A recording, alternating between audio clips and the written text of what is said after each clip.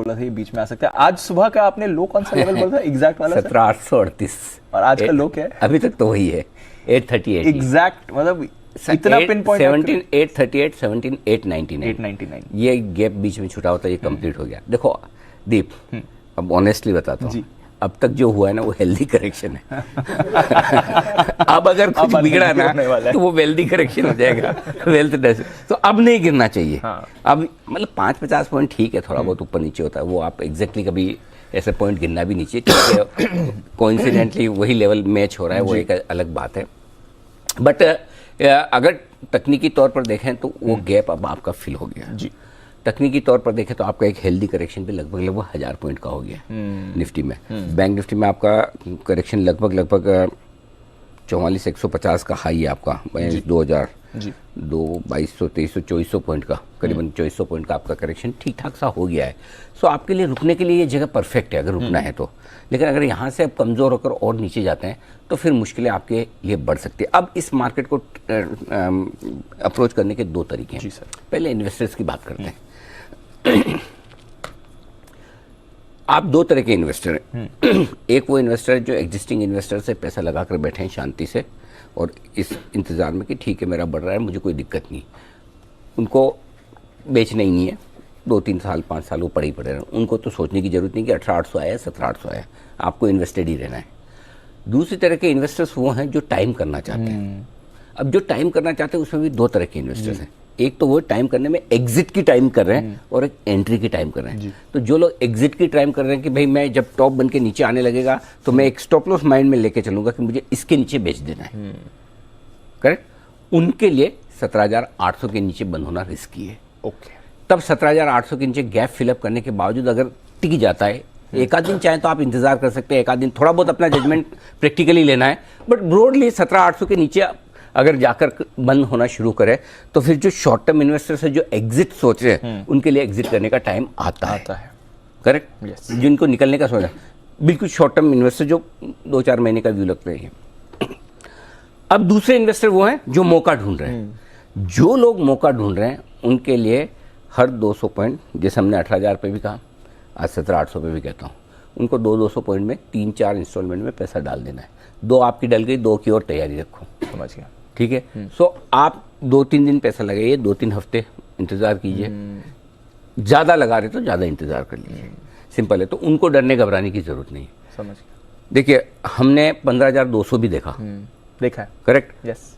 उस समय 18,406 का हाई बनाया था और उसके बाद हम 15,200 पे आए थे, प्रिसाइजली 15,177 लेवल भी याद रखने पड़ता, सब रखता हूँ, कहाँ से पिटाई हुई है, कहाँ टॉप बना है, वो सब याद रखना पड़ा है। सो वहाँ से वापस हम आज 18,887 पर आए हैं। सो नो डाउट अब की बार हम गिरेंगे तो 15,200 नहीं आएगा जी।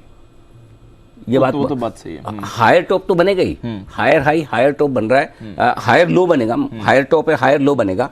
सो आई थिंक प्रूडेंटली ये लगता है। बाकी तो देखो कोई भी लेवल कभी भी सैक्रोसेंट नहीं है, कोई भी लेवल ऊपर या नीचे का आप ये कभी गारंटी से नहीं कह सकते कि ये नहीं होगा, वो रिस्क हमेशा रखती है।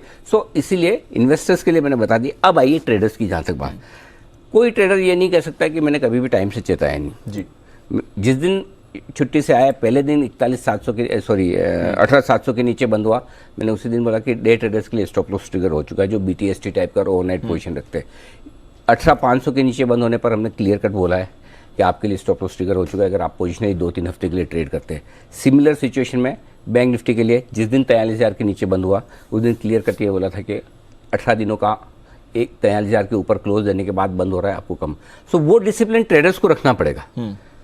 सरकारी बैंकों में आपको ध्यान होगा, हमने एक बार प्रॉफिट बुकिंग की राय भी दी थी, काफ़ी लोग बोलते थे उसके बाद बढ़ भी गया, लेकिन अब जब घटता है तो वो इसी तरह से 5-5% घटता है। वो आप जब बोलो उसी दिन घट जाए या आप जब बोलो लेने का उसी दिन बढ़ने लग जाए, इतना मार्केट ऑबलाइज कर दे तो फिर चाहिए क्या, फिर तो हम कभी गलत ही ना पड़े। सो पॉइंट सिंपल ये है कि इन लेवल्स पर अब आई डोंट नो 1-2 दिन आपको और पैनिक देखना पड़ सकता है। मेरे ख्याल से तो लगभग हो जाना चाहिए जिस तरह से कैश के स्टॉक्स गिरे हैं आज, क्योंकि अभी इस वक्त क्या है दीप की ज़्यादा पोजीशन FNO में लोगों की है नहीं जी। सो पैनिक अब FNO से नहीं आता, अब जो पैनिक आता है वो कैश से आता है। और आप देखिए आज कैश मार्केट में बढ़ने वाले शेयर NSE पे कितने 115, गिरने वाले 2,000। इससे आप आइडिया लगा ली 5% भी बढ़े हुए नहीं है ढंग से।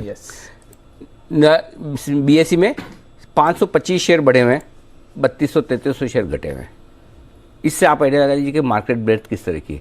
सो आई थिंक पैनिक हो रहा है एक तरह से, अच्छा माने खराब माने आप जो माने, हेल्दी करेक्शन माने, बोलने के लिए हेल्दी होता है, नुकसान तो सबको होता है। सो आई थिंक थोड़ा सा सेंसिबल रहे, पैनिक रहे। आज की क्लोजिंग देखते हैं, जहाँ तक मेरा मानना है, मुझे लगता है जिस तरह से मुझे डेटा दिख रहे हैं, मार्केट है नीचे, 4 दिनों से गिरे हुए हैं, वीकेंड सेशन है, सोमवार को अमेरिका में छुट्टी है, तो शॉर्ट्स काटने के लिए भी अच्छा लेवल है अनडाउटेडली, इसमें कोई डाउट नहीं। हाँ, 18,000 के ऊपर बंद हो जाएं तब तो थोड़ी रिलीफ वाली बात है, 18,000 के नीचे बंद रहते तो रिस्क तो है। सो अब अपने सिंपल एक फॉर्मूला ये करना है कि जिस दिन हम 18,200 के ऊपर बंद होंगे उस दिन हम मानेंगे कि जितना गिरना था गिर गए। ओके, ठीक है, समझ गया। 17,800 के नीचे बंद होंगे तो हम ये मान के चलेंगे हमें और कमजोर होना है। तो अपने ये 400 पॉइंट की रेंज पकड़ लो, 17,800 के नीचे बंद होंगे तो और कमजोर हैं, 18,200 के ऊपर बंद होंगे तो हमारा करेक्शन पूरा हुआ। बस इस फॉर्मूले से चलो, बाकी दिमाग नहीं लगाना, बाकी शोर शराबा, कोविड, ये वो चार्ट्स फलाना ढिमका, ये सब आएंगे थोड़ा सेंसिबली। और एक और तरीका जो बढ़िया है, क्या होता है कि जब आप